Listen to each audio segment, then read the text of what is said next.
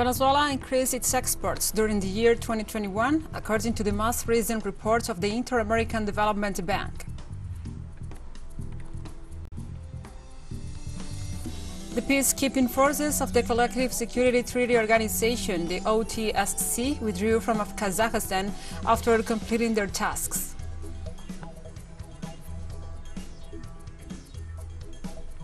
And UK Labour Party leader Sir Keir Starmer has renewed his calls on Saturday for Prime Minister Boris Johnson to resign during a COVID-19 lockdown continues.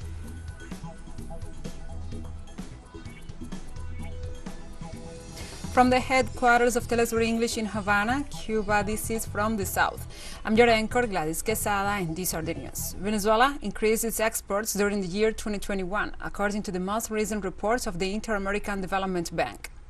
According to the document entitled Estimates of Trade Trends in Latin America and the Caribbean, Venezuelan exports increased 78.3% compared to 2020.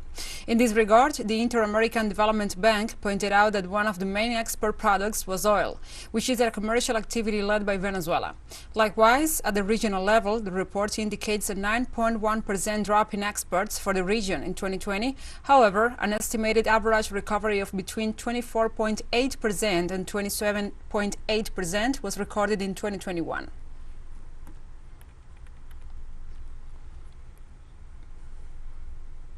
Ecuador inaugurated this Friday a large reserve around the Galapagos in a ceremony in the waters of the archipelago.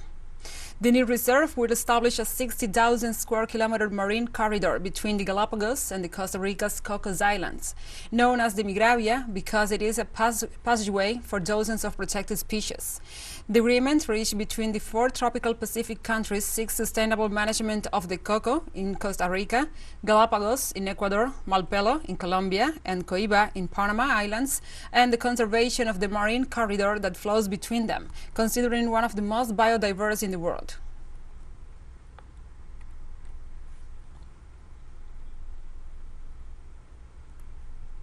Argentinian President Alberto Fernandez will meet with Russia's head of state Vladimir Putin and China's President Xi Jinping in February.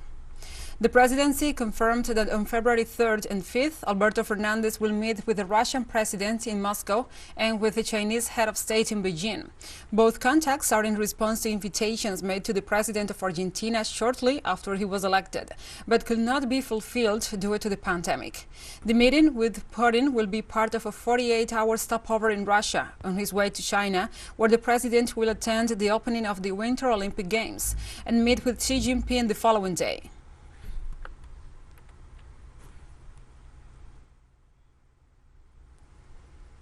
Inflation in the United States is the highest in the last 40 years. The Consumer Price Index, the CPI, last month increased by 0.5% over the previous month and by 7.0% over the previous year, the largest 12-month increase since June 1982, according to the department's Bureau of Labor Statistics. The latest data mark a new high after November CPI rose 0.8% from the previous month and 6.8% from a year earlier. Disruptions to the global supply chain caused the pandemic are still causing shortages and driving up prices, especially in the service sector. In view of the high annual rate of inflation, the U.S. Department of Labor warned that the situation could push the Federal Reserve to raise interest rates earlier.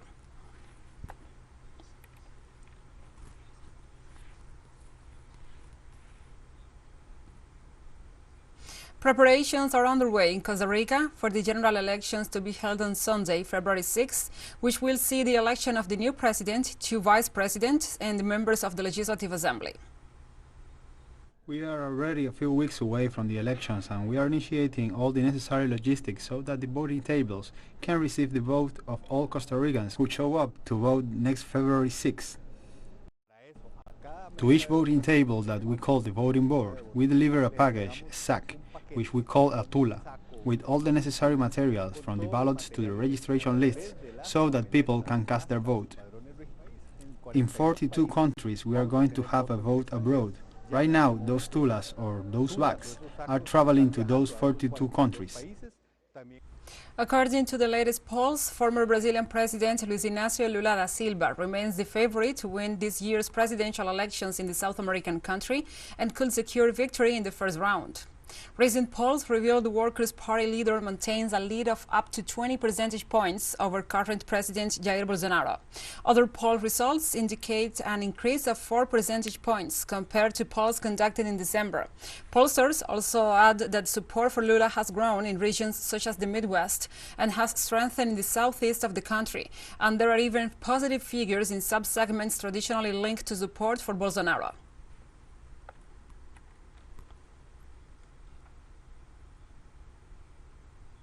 And the poet Tiago de Mello, one of the main poets in Brazil and renowned champion of the environment as his native Amazonia, died on Friday in Manaus at the age of 95. Tiago de Mello was born in the Amazon state in 1926. During his childhood, he lived in Manaus and moved to Rio de Janeiro after elementary school. Considered one of the country's most influential and respected writers, his name is related to some of the most renowned intellectuals from Latin America, such as Chilean poet Pablo Neruda, who was a close friend. The poet's funeral, a member of the Amazonian Academy of Letters, will take place at the Palacio Rio Negro Cultural Center in downtown Manaus.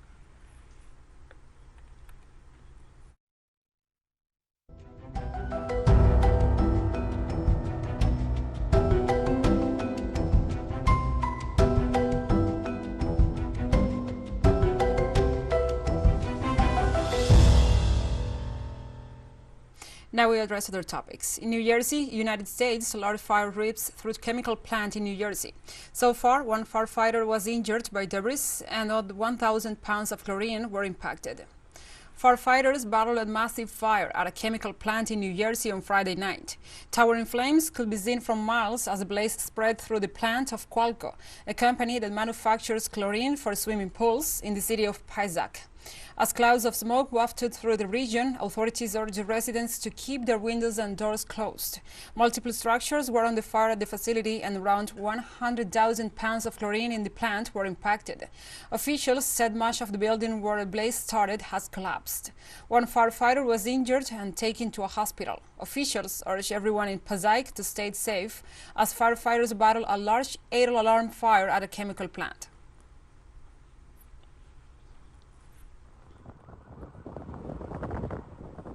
Tsunami waves caused by a giant underwater volcanic eruption have hit the Pacific country of Tonga. Frightened Tongans fled to higher ground Saturday after a massive volcanic eruption heard in neighboring countries triggered tsunami warnings across the South Pacific. A 1.2-meter tsunami has been observed at Nuku'alofa, Australia's Bureau of Meteorology said. The latest eruption of the Hunga Tonga Hunga Hapai volcano came just a few hours after a separate Friday tsunami warning was lifted due to the eruption. The volcano eruption was heard across the South Pacific, reportedly as far as New Zealand and Australia.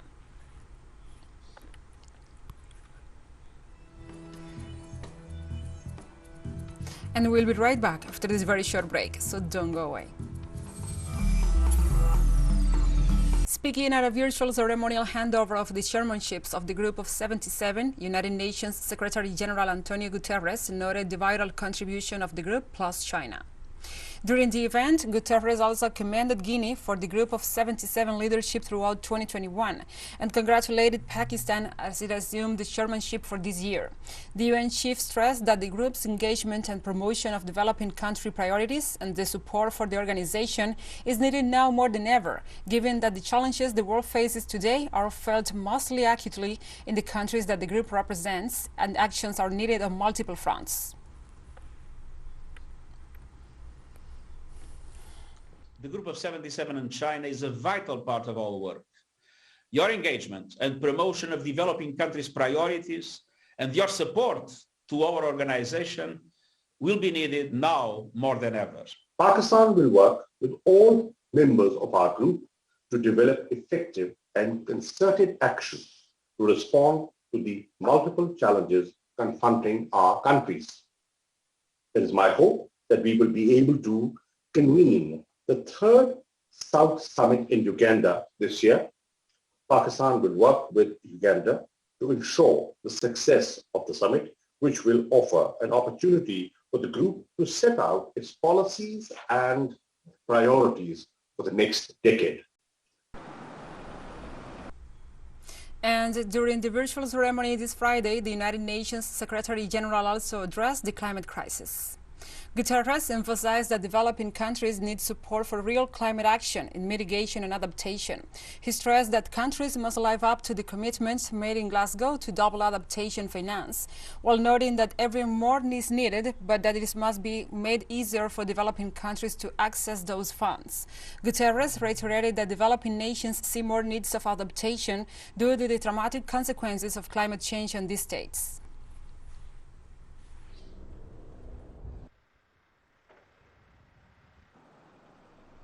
And China continues to show robust economic recovery following its rapid control of the novel coronavirus. Statistics released by China's General Administration of Customs show foreign trade continued to grow in 2021, reaching $6.05 trillion for the first time, despite the impact of COVID-19 on global trade. This came after China's foreign trade topped $5 trillion in the previous year, further consolidating the country's status as the world's largest trading nation. The achievements are even more impressive given the pandemic's impact on the global industrial and supply chains and the uneven economic recovery around the world. Meanwhile, China's gross domestic product reached almost $13 trillion in the first 3 quarters of 2021, expanding 9.8% year-on-year.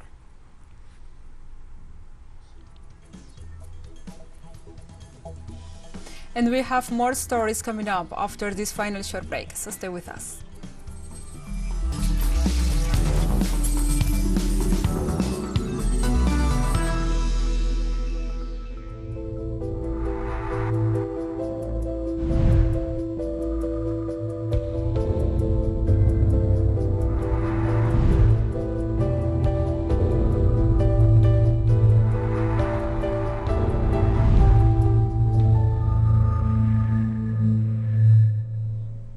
Welcome back. UK Labour Party leader Sir Keir Starmer has renewed his calls on Saturday for Prime Minister Boris Johnson to resign as the scandal regarding parties held in government buildings during a COVID-19 lockdown continues. Starmer has said that the Prime Minister had lost his moral authority and called for the Tory party to topple him. Sir Keir made his comments as they set out the contract for better health in a speech at the Fabian Society annual conference. Earlier this week, Johnson apologized for going to a Downing Street garden party in May 2020 when the UK was under strict lockdown and people were banned by law from meeting more than one person outside their households. Millions were cut off from family and friends and even barred from visiting dying relatives in hospitals.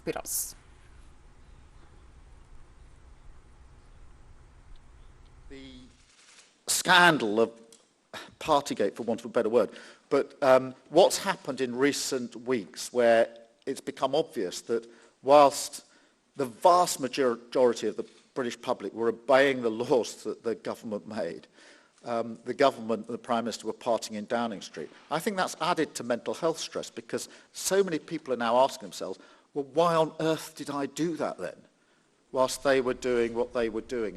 The new record number of COVID-19 cases reported with nearly 45,000 infections registered in the last 24 hours.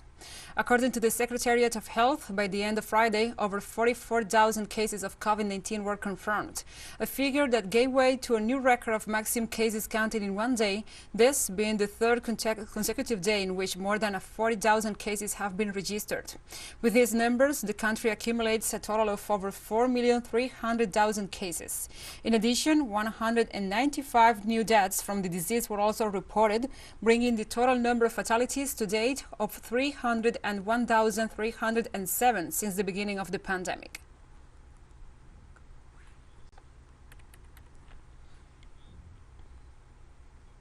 And China closes a city bordering Macau amid spread of Omicron. The southern Chinese city of Zhuhai suspended public bus routes on Saturday after detecting at least 7 cases of the highly transmissible Omicron coronavirus variant there, warning residents not to leave the city. Zhuhai officials have asked residents avoid leaving the city unless necessary, with those who are required to show negative COVID-19 test results within the past 24 hours. Cities along China's borders are at higher virus risk, either due to the presence of overland transport links or entry of infected travelers from other countries. China is battling a spike of coronavirus outbreaks, including several from the Omicron variant, as the country steps up vigilance against the virus ahead of the Beijing Winter Olympics next month.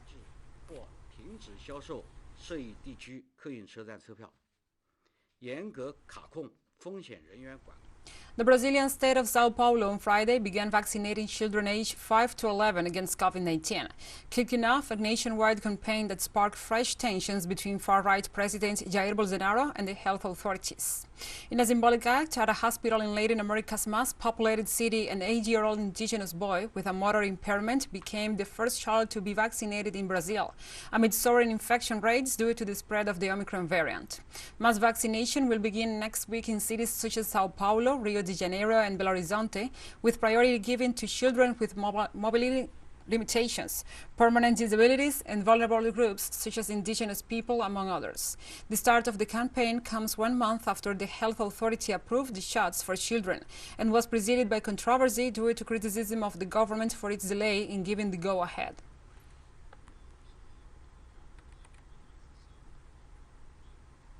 He will be the first Brazilian child to receive a vaccine from Pfizer for his immunization, a historic moment for Brazil.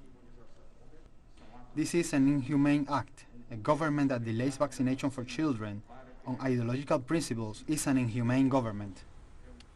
And the U.S. city of New York saw protests this Friday as a moratorium of evictions in the state is set to expire. Tenants' rights advocates urged the state governor to maintain the pressure and the measure also, as thousands of people could face eviction in the middle of winter and during a COVID-19 surge. For most of the pandemic, New York State has maintained a strict eviction moratorium, a safeguard that many elected officials and housing advocates said has prevented the crisis in a state with an enormous number of struggling renters. The moratorium is set to expire on Saturday, but authorities said they will once again let people apply for eviction protection and rent relief. Demonstrators also called for federal relief for families still struggling amid the pandemic.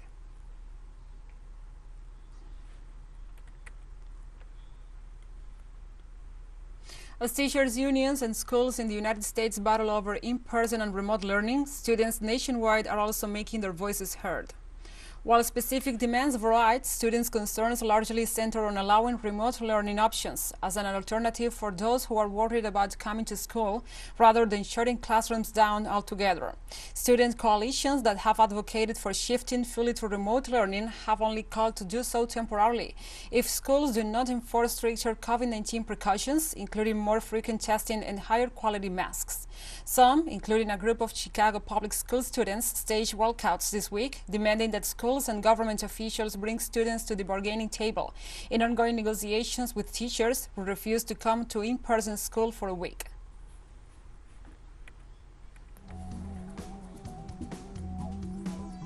And we have come to the end of this news brief. But remember, you can find this and many other stories on our website at telesurenglish.net. And also, if you feel so inclined, please join us on social media for all the latest news. We are on Facebook, Twitter, Instagram and Telegram. For TeleSUR English, I'm Gladys Quesada. Thank you for watching.